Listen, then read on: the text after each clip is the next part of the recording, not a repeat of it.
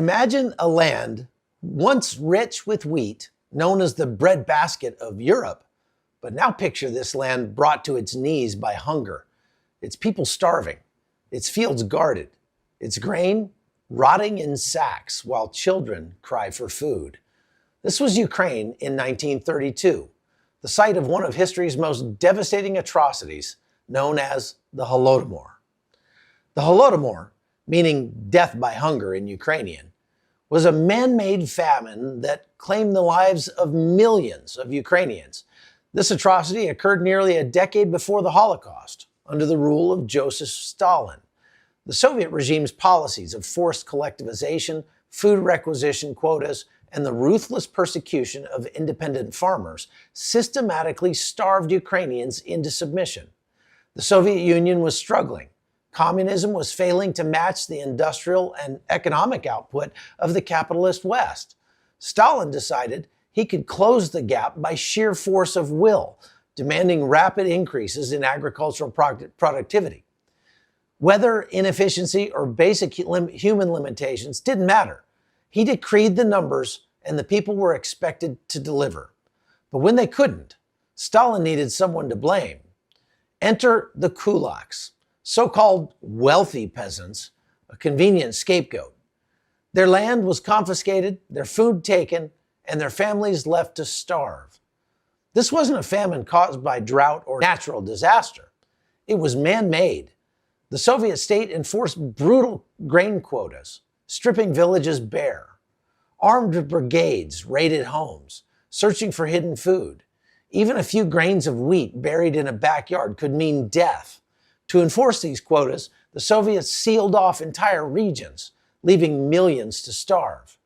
The fields themselves became battlegrounds. Armed guards patrolled day and night, ready to shoot anyone who dared take a handful of grain. Starvation was weaponized to break the Ukrainian people.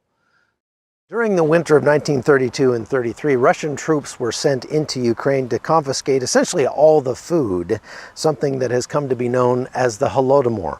In that event, more than 4 million people died, mostly just from starvation and exposure. This monument here in a park in downtown Kyiv is to commemorate the many children who died. You see this painfully skinny girl clutching a stalk of wheat here. And it has to be mentioned that there are monuments like this to Russian atrocities all around Ukraine. And if you go to Russia, you're not going to find monuments like this because Ukrainians haven't attacked their neighbors to the east. It's always come this direction. This forest just to the northeast of Kyiv is called Bykivnya, and you probably have never heard about it if you went to school in the United States, but it's very important to the history of the Ukrainians. That's because the Soviet Union used this forest as a dumping ground for more than 200,000 bodies of people that they deemed were not sufficiently loyal to the regime of the Soviet Union. Now, if you think atrocities like that can't happen in today's day and age, the Ukrainians who are suffering under Russian occupation in the south and east of this country would tell you, think again. I don't know who they were, who sent them. My God, there were children, teens, elderly people, and women there, and a full barn of young people. They kept them for 3 days, no water, no food. They beat them well, then they let them go, and they came back home crying, and that was all. There was nothing to exchange for food. What could they exchange when we had linen underwear and upperwear? They would sew something like a jacket from hemp wool, and it was called a jacket. What could they exchange, and who would buy these clothes? Why did they take all bread away? He ordered to take away all the bread, to exterminate all people, to make them die. This is what was said. But of course, I don't know. To take everything away, take the bread and exterminate these people. But why and what for? I don't know. The collectivization policies destroyed more than just lives, though. They also targeted faith itself. During the Holodomor, the Ukrainian church faced devastating persecution. Thousands of churches were closed, desecrated, or destroyed outright. Clergy were arrested, exiled, or executed, and public worship was forbidden. People who sought solace in their faith often did so in secret, conducting services in hidden places.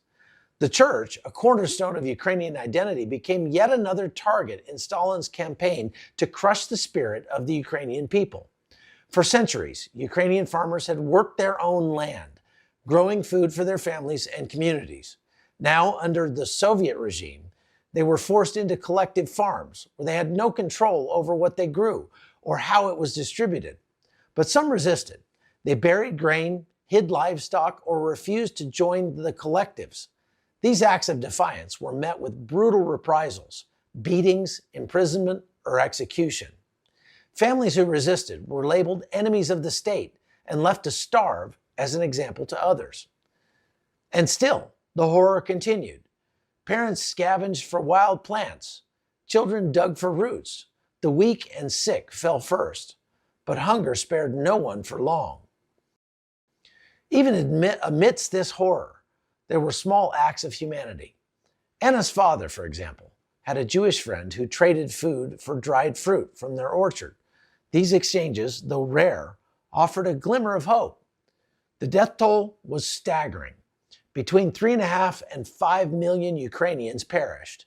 Many of their bodies were buried in mass graves without markers, without ceremonies. It was as if the Soviet regime wanted to erase not only their lives, but their very existence. The Holodomor wasn't just a genocide. It was an assault on Ukrainian identity. The persecution of the church left a spiritual void at a time when hope was most desperately needed, further deepening the cultural scars. Stalin's regime sought to erase the culture, language, and spirit of a people.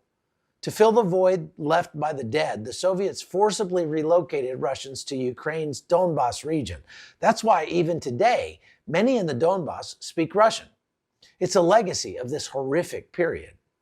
This historical trauma shapes Ukraine's fierce resistance today. The Holodomor taught Ukrainians the price of submission. Millions of lives lost, families torn apart, and an identity nearly wiped out. And they vowed never again. You might think that the conflict in Ukraine has nothing to do with you and your life, but there is something that we can all learn from what's happening over here, and it's the message that's written on this stone here in Bukivnia. It says, "The most valuable thing you own is your freedom, and for this, we gave our lives."